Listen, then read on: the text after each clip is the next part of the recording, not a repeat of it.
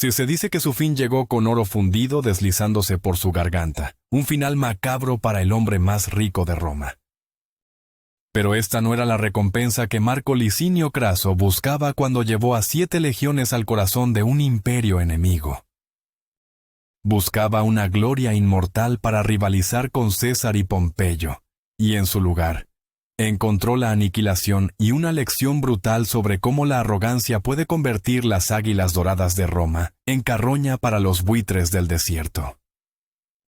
La historia de la batalla de Carras no es solo la crónica de una derrota militar, sino el eco eterno de una ambición que consumió a un hombre y a su ejército, una advertencia susurrada a través de los siglos desde las arenas de Mesopotamia. Era el año 53 a.C., y el poder de Roma, concentrado en el primer triunvirato, parecía absoluto, una bestia de 3 cabezas que devoraba el mundo conocido. Cneo Pompeyo Magno, el Grande, había cosechado triunfos en Oriente, limpiando los mares de piratas y sometiendo reinos. Cayo Julio César estaba en las Galias, forjando un imperio personal con una velocidad y una brillantez que dejaban sin aliento a la República. Y luego estaba él, Marco Licinio Craso, el pilar financiero del triunvirato, el hombre cuya riqueza era tan vasta que se había convertido en una leyenda, pero cuya vitrina de trofeos militares parecía polvorienta y escasa en comparación. En los salones de mármol de su domus en el Palatino, Craso sentía el peso de esa comparación como una túnica de plomo. Escuchaba los despachos de las victorias de César leídos en el Senado, cada galo sometido, cada río cruzado, y una envidia corrosiva se agitaba en su interior.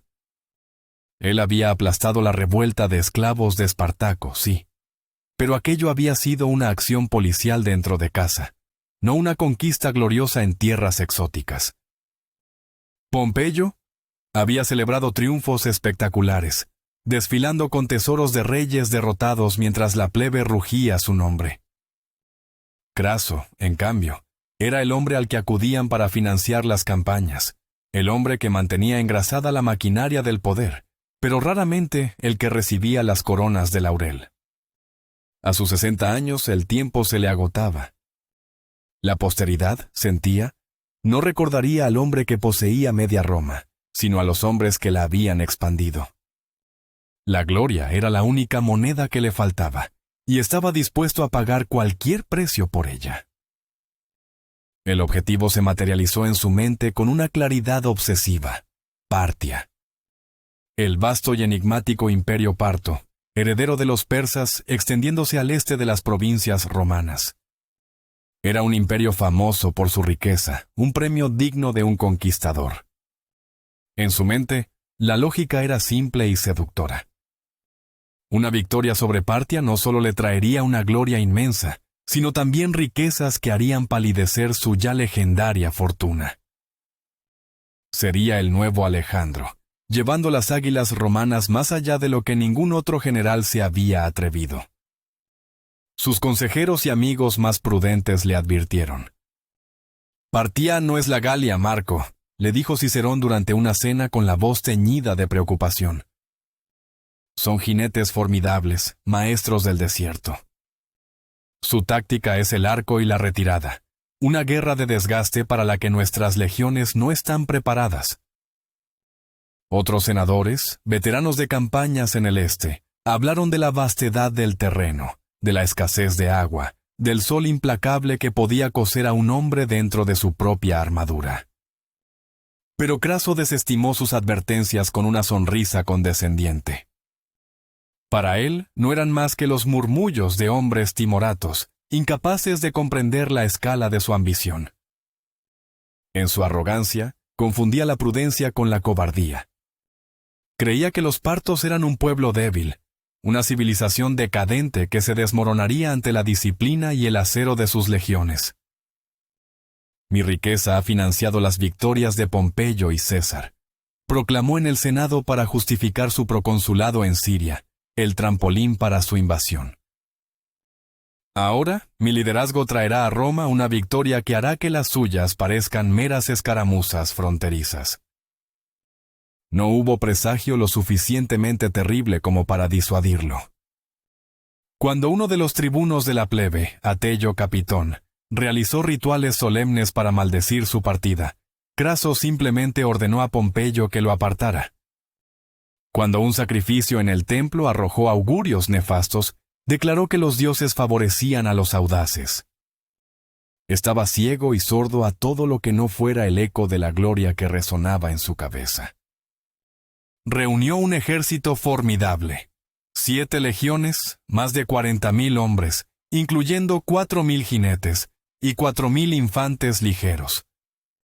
Era una fuerza abrumadora, capaz de aplastar cualquier reino convencional. Con su hijo, Publio, un joven y prometedor oficial que había servido con distinción bajo el mando de César en la Galia, a su lado, partió hacia el este, convencido de que marchaba hacia su destino. La realidad, sin embargo, sería un destino muy diferente al que había imaginado. El cruce del Éufrates fue el punto de no retorno. Al poner el pie en Mesopotamia, Craso selló su suerte y la de sus hombres. El rey de Armenia, Artabazdes II, un aliado de Roma, cabalgó hasta su campamento. Era un hombre astuto, conocedor de la región y de sus peligros. «General», le dijo a Craso, con una urgencia que bordeaba la súplica, «no marches directamente a través del desierto. Es una trampa mortal. Los partos te atraerán hacia el interior, lejos del agua, donde sus arqueros a caballo pueden rodearte y aniquilarte a distancia. Permíteme guiarte a través de Armenia. El terreno es montañoso, desfavorable para su caballería. Te proporcionaré tropas adicionales, y podremos atacar el corazón de Partia desde el norte». Era un consejo estratégico sólido, basado en la experiencia y la lógica militar. Pero en los oídos de Craso, sonó como un intento de robarle su gloria. Sospechaba que Artabazdes quería que la guerra se librara en su territorio, para poder reclamar parte del mérito. La arrogancia de Craso era un veneno que nublaba su juicio, convirtiendo la sabiduría en sospecha y la precaución en un insulto a su genio. «Agradezco tu consejo, rey», respondió con frialdad, «pero mi camino está decidido. Tengo asuntos que atender en Seleucia». Con esa respuesta displicente, despidió al rey armenio, quien se retiró con un semblante sombrío, sabiendo que acababa de dejar a un hombre condenado a su suerte. Con Artabazdes fuera del camino, Craso se entregó por completo a la guía de un cacique árabe llamado Ariamnes, un hombre que se presentó como un aliado leal de Roma, pero que, en realidad, era un agente doble al servicio de los partos, específicamente de su general más brillante, Surena. Ariamnes era la personificación del engaño. Con palabras melosas y promesas de una victoria fácil, convenció a Craso de que el grueso del ejército parto estaba en desorden, huyendo hacia el este. La ruta más rápida para interceptarlos, aseguró, era un atajo a través del desierto. Y así el ejército romano se adentró en el infierno. La visión de la estepa verdeante a lo largo del río dio paso a un paisaje de pesadilla. El sol se convirtió en un enemigo físico, un martillo de latón que golpeaba sin piedad los cascos y las corazas. La arena, fina y abrasadora, se metía en los ojos, en la garganta, en cada pliegue de la ropa y en el mecanismo de las armas. Pronto, el paisaje se volvió de una monotonía desoladora, una extensión infinita de tierra agrietada y polvo, sin un solo árbol que ofreciera sombra, sin un solo arroyo que prometiera alivio. El agua que llevaban en los odres se calentó y adquirió un sabor metálico y rancio. La marcha se convirtió en una tortura. Los legionarios, acostumbrados a los climas más templados de Europa, comenzaron a flaquear. El peso de su equipo, la lorica segmentata, el scutum, los pila, se volvió insoportable. Hombres robustos, veteranos de 1000 batallas, caían víctimas de la insolación, con los rostros congestionados y la espuma en los labios. El espejismo del desierto jugaba con sus mentes, prometiendo lagos que se desvanecían al acercarse, convirtiendo la esperanza en una tortura psicológica. Craso, montado en su caballo, parecía inmune al sufrimiento de sus hombres. Su obsesión lo aislaba de la realidad. Cuando sus oficiales, incluyendo a su cuestor Casio Longino, el futuro asesino de César, le suplicaron que reconsiderara, que acampara junto al río más cercano para recuperarse, él se negó. Los partos huyen, repetía como un mantra. No podemos darles respiro. No se daba cuenta de que eran ellos, los romanos, quienes estaban siendo llevados a la extenuación, conducidos como un rebaño al matadero. Mientras tanto, Surena observaba desde la distancia. Era todo lo que Craso no era: paciente, calculador y un maestro absoluto de su entorno. Había permitido que los romanos se adentraran profundamente en su territorio, dejando que el desierto hiciera la mitad de su trabajo. Su ejército no estaba en desorden. Estaba fresco, bien abastecido y perfectamente posicionado. Consistía en 1000 catafractos, jinetes pesados cubiertos de pies a cabeza con armaduras de malla, montados en corceles igualmente acorazados, y 9000 arqueros a caballo, la fuerza más letal del mundo antiguo en campo abierto. Surena había estudiado a los romanos. Sabía de su disciplina, de su valor en el combate cuerpo a cuerpo, pero también conocía su principal debilidad: su dependencia de la infantería pesada y su relativa lentitud. Su plan no era enfrentarlos en una batalla campal, sino desangrarlos, picotearlos hasta la muerte como un enjambre de avispas. Finalmente, en un día sofocante cerca de la ciudad de Carras, después de que Ariamnes los hubiera guiado a un terreno particularmente plano y desolado, y luego desapareciera, los exploradores romanos regresaron al galope, con el pánico en sus rostros. El enemigo se acerca, un ejército inmenso. Craso, por un momento, pareció desconcertado. Pero su arrogancia se reafirmó rápidamente.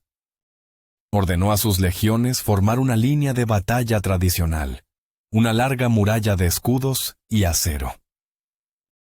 Casio le instó a formar un cuadro hueco, una formación más defensiva contra la caballería. Tras un momento de vacilación, Craso accedió. El ejército romano se convirtió en un gigantesco cuadrado de hombres, de más de 1,5 kilómetros de lado, una fortaleza humana esperando el asalto. Pero el asalto que llegó no fue el que esperaban. No hubo una carga atronadora, ni el choque de escudos contra lanzas. En su lugar, del horizonte polvoriento surgió un sonido extraño, un zumbido bajo y ominoso que crecía en intensidad. Eran los tambores de guerra partos, enormes timbales de piel que emitían un ritmo profundo y gutural, diseñado para sembrar el terror. Y luego aparecieron. No como una masa sólida, sino como una nube de jinetes que se arremolinaba en la distancia, levantando nubes de polvo dorado. Eran los arqueros a caballo. Se acercaron a una velocidad vertiginosa, pero se mantuvieron justo fuera del alcance de los pila romanos. Entonces el cielo se oscureció. Una lluvia de flechas, silbando con una furia letal, cayó sobre el cuadro romano. Las flechas partas eran diferentes a las que los romanos conocían. Eran más pesadas, con puntas de acero diseñadas para perforar armaduras. El sonido de miles de ellas golpeando los escudos era como el de un granizo torrencial sobre un techo de metal. Pero muchas encontraban su blanco. Atravesaban la madera del scutum, se clavaban en los hombros y los muslos expuestos, derribaban a los hombres de las primeras filas con gritos de agonía. Los centuriones rugían órdenes: «¡Mantened la formación! ¡Calad escudos!». Los legionarios, disciplinados hasta la medium, aguantaban la tormenta, apretando los dientes, viendo a sus compañeros caer a su alrededor. Craso, desde el centro del cuadro, observaba con una creciente sensación de impotencia.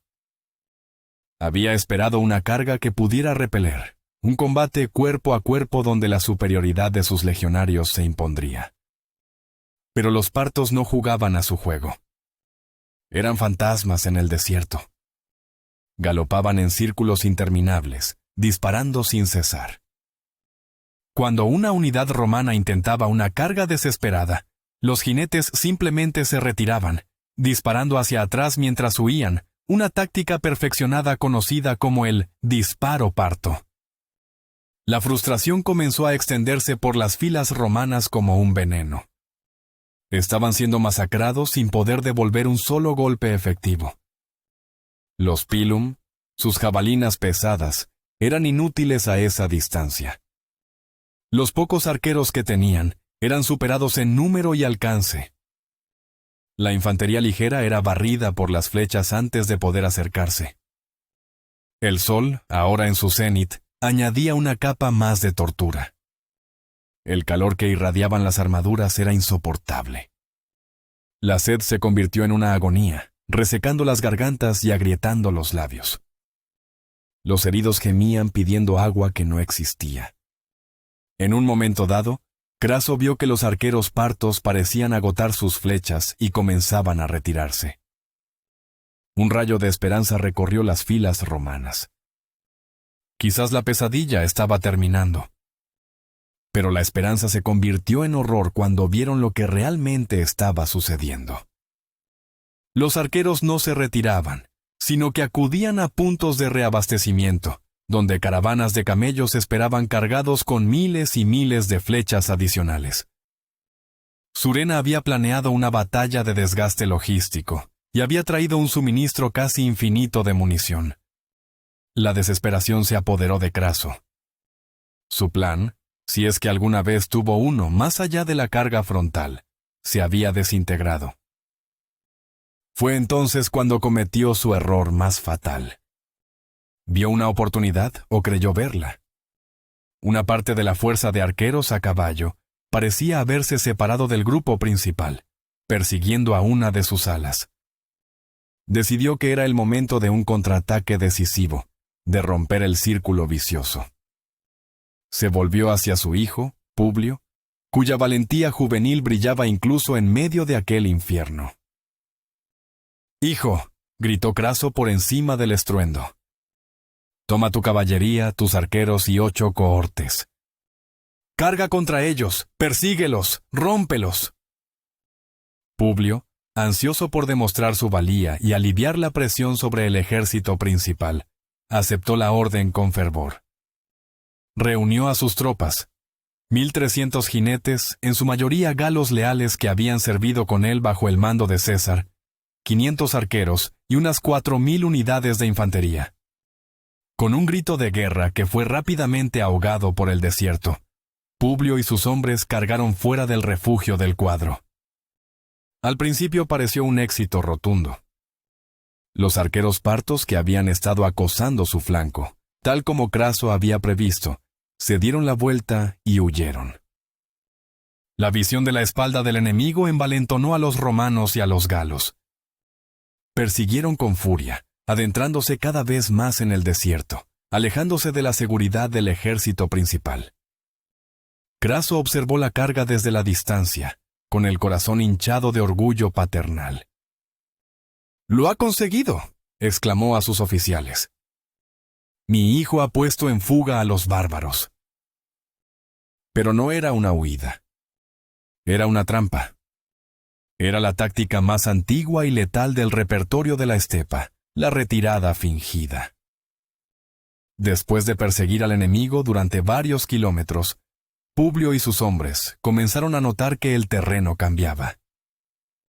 Las nubes de polvo se hicieron más densas. La retirada de los partos parecía menos frenética, más controlada. De repente, los arqueros a caballo que huían se detuvieron. Se dieron la vuelta al unísono, como un banco de peces cambiando de dirección. Y detrás de ellos, emergiendo de las brumas de polvo, apareció una visión del infierno. Eran los catafractos de Surena, los 1,000 jinetes pesados que habían permanecido ocultos hasta ese momento. Eran una muralla de acero en movimiento. jinetes y caballos estaban completamente cubiertos por armaduras de malla o escamas que brillaban bajo el sol, haciendo que parecieran criaturas sobrenaturales. Blandían largas y pesadas lanzas, los contos, capaces de ensartar a varios hombres de una sola estocada. El sonido de sus cascos al galope era como el de un terremoto. Al mismo tiempo, los arqueros a caballo que habían fingido la retirada se abrieron en un amplio arco, rodeando a la fuerza de Publio por los flancos y la retaguardia. En cuestión de segundos, los romanos se vieron completamente cercados, atrapados en un círculo mortal, lejos de cualquier posible ayuda. El corazón de Publio se hundió, pero no había rastro de miedo en su rostro. La sangre de los licinios y los escipiones corría por sus venas. Se dio cuenta del engaño, pero su única opción era luchar. «¡Galos, a mí!», gritó a su caballería. «Carguemos contra los de hierro, rompamos su línea». Los jinetes galos, valientes pero ligeramente armados en comparación, lanzaron una carga desesperada contra la falange de catafractos. Fue como una ola chocando contra un acantilado. Las ligeras espadas galas rebotaban inofensivamente contra las pesadas armaduras partas. En cambio, los largos contos de los catafractos causaron una carnicería. Atravesaron a los jinetes y a sus monturas, levantándolos del suelo en una agonía espantosa. La carga gala se desintegró en un caos de sangre y gritos. Publio, viendo el fracaso de su caballería, intentó reunir a su infantería. «Formad el testudo», ordenó. Los legionarios, en un acto de disciplina casi sobrehumano, levantaron sus escudos para crear una coraza protectora contra la incesante lluvia de flechas que ahora caía sobre ellos desde todas las direcciones. Pero la formación, efectiva en otras circunstancias, era aquí una trampa mortal. Los inmovilizó, convirtiéndolos en un blanco estático. Los catafractos comenzaron a presionar, utilizando el peso de sus caballos acorazados para aplastar las primeras filas, mientras los arqueros seguían diezmando las filas traseras. Publio y sus hombres se retiraron a una pequeña colina cercana, en un último y desesperado intento de organizar una defensa. Pero la elevación del terreno se volvió en su contra. Las flechas de los partos, disparadas en parábola, caían ahora con una precisión aún más mortífera sobre los hombres que se apiñaban en la pendiente. La masacre fue total. Publio, herido en varias partes de su cuerpo, con la mano atravesada por una flecha que le impedía sostener su espada, vio que todo estaba perdido. Reunió a sus oficiales supervivientes.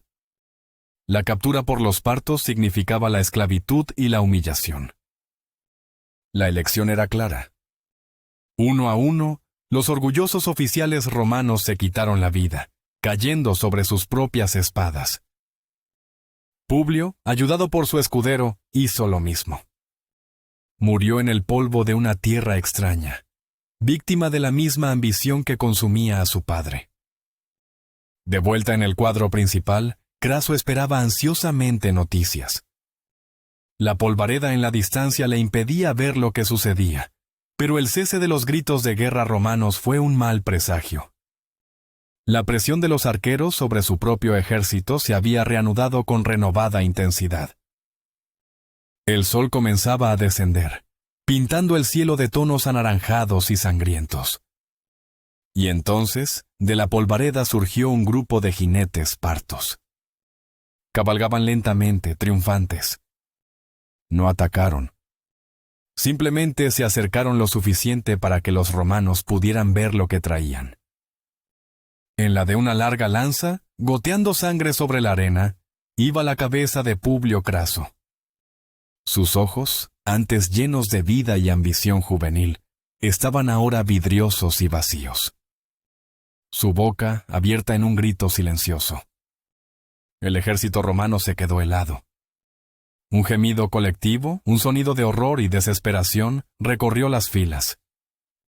Los soldados que habían soportado horas de flechas, sed y calor, se quebraron ante aquella visión.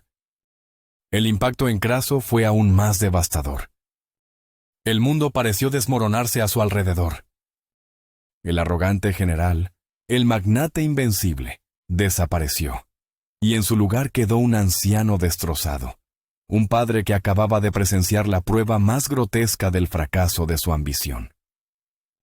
Durante un momento, se cubrió el rostro con el manto, incapaz de soportar la visión. Pero luego, una nueva emoción, una locura alimentada por el dolor, se apoderó de él. Se irguió, desenvainó su espada y recorrió las filas, gritando con la voz rota: «A soldados, esa no es solo mi pérdida, es la pérdida de Roma. Vengad a vuestro camarada, vengad a mi hijo, cargad». Pero sus palabras se perdieron en el viento. La moral del ejército estaba muerta, clavada en la misma pica que la cabeza de su joven comandante. Surena, viendo el efecto de su cruel golpe maestro, dio la orden final. Los tambores volvieron a sonar, esta vez no como un zumbido, sino como un trueno. Y los catafractos, que hasta ahora habían permanecido en la reserva, comenzaron su lenta e inexorable carga contra el desmoralizado cuadro romano. La muralla de escudos, antes inexpugnable, se desintegró ante el impacto. La batalla se convirtió en una matanza. La carga de los catafractos fue como el golpe de un ariete contra una puerta podrida. Las primeras líneas del cuadro romano, ya debilitadas física y psicológicamente, se hicieron añicos. Las pesadas lanzas de los partos empalaban a los legionarios, atravesando escudos y armaduras como si fueran de tela. Los caballos acorazados, entrenados para el combate, pisoteaban a los caídos, convirtiendo la formación en un matadero caótico. Detrás de la carga de los catafractos, los arqueros a caballo se acercaron, disparando a quemarropa contra las filas desorganizadas y en pánico. Los centuriones, la espina dorsal del ejército, intentaron desesperadamente reunir a sus hombres, gritando órdenes que nadie escuchaba, antes de ser abatidos ellos mismos. El orden y la disciplina, las señas de identidad de la legión romana, se evaporaron en un instante, reemplazados por el terror primario de la supervivencia individual. Los soldados arrojaban sus pesados escudos y pilum para huir más rápido, pero no había a dónde huir. En el desierto abierto, un legionario a pie era una presa fácil para un jinete parto. La persecución fue implacable. La noche cayó sobre el campo de batalla, pero no trajo alivio. Solo una oscuridad llena de los gritos de los moribundos y el sonido de los cascos de los caballos persiguiendo a los fugitivos. Craso, junto con un pequeño grupo de sus oficiales de más alto rango, incluido Casio, logró abrirse paso a través del caos y retirarse al amparo de la noche hacia la cercana ciudad de Carras. Dejaron atrás a miles de heridos, abandonados a su suerte. Sus gemidos persiguieron a los supervivientes en la oscuridad, un coro fantasmal de la catástrofe. En Carras, los restos del ejército romano se atrincheraron, pero la seguridad era una ilusión. Estaban rodeados, sin esperanza de rescate y con los suministros menguando. Surena, con una astucia cruel, no atacó la ciudad. Simplemente esperó, sabiendo que el hambre y la desesperación serían sus mejores armas. Ofreció términos de negociación. Envió un mensaje a Craso, proponiendo una reunión entre los dos generales para discutir una tregua y un salvoconducto para los supervivientes. Casio y los otros oficiales desconfiaron. «Es una trampa, Marco», le advirtió Casio. «No confíes en la palabra de un bárbaro que exhibe cabezas en picas». Pero las tropas, al oír la posibilidad de una salvación, comenzaron a amotinarse. Rodearon el cuartel general de Craso, exigiendo que aceptara la oferta, amenazando con entregarlo ellos mismos si se negaba. Atrapado entre la astucia de su enemigo y la insubordinación de sus propios hombres, Craso cedió. Sabía que probablemente era una trampa, pero no tenía otra opción. Si debo morir, dijo con una resignación sombría, prefiero morir a manos del enemigo que a manos de mis propios soldados. Con un pequeño séquito, Craso salió de las murallas de Carras y cabalgó hacia el lugar de encuentro acordado, una colina a medio camino entre la ciudad y el campamento parto. Surena lo recibió con una falsa muestra de respeto, llegando con su propia escolta de honor. Incluso le ofreció un caballo a Craso, diciendo que no era apropiado que un general romano llegara a pie a una negociación. Cuando los romanos ayudaron a Craso a montar, los partos aprovecharon para rodearlos. Se desató una breve y confusa refriega. Craso fue derribado de su caballo y asesinado en el tumulto. El resto de su séquito fue masacrado. El desastre fue absoluto. De los más de 40,000 hombres que habían cruzado el Éufrates con arrogancia y sueños de gloria, unos 20,000 yacían muertos en el desierto. Otros 10,000 fueron capturados. Estos cautivos fueron llevados en una marcha humillante hasta Seleucia, la capital parta.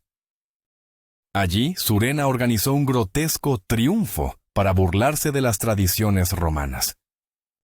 Un prisionero que se parecía a Craso fue vestido con ropas de mujer y obligado a desfilar por las calles, mientras otros prisioneros representaban a los lictores y senadores. Fue la culminación de la humillación de Roma.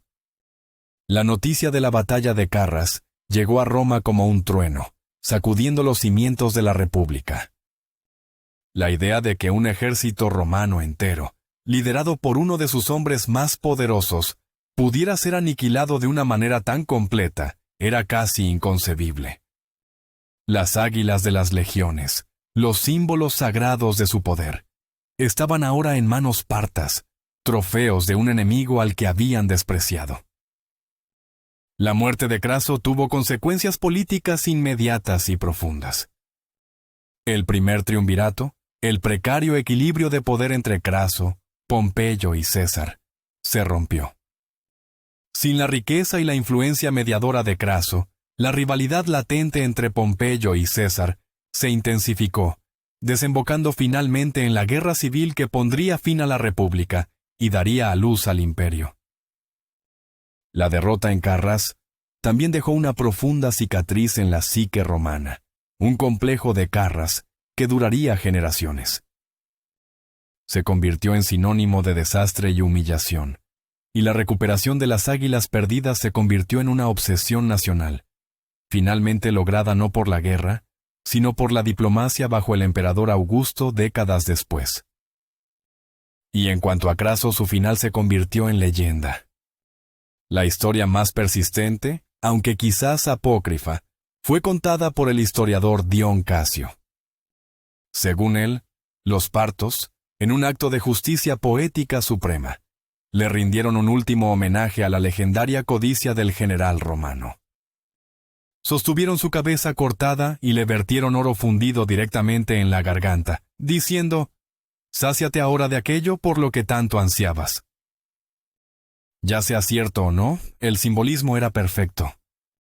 El hombre que lo había sacrificado todo por la ambición, cuyo apetito por la riqueza y la gloria era insaciable, encontró su fin ahogado en el mismo metal que había definido su vida y motivado su muerte.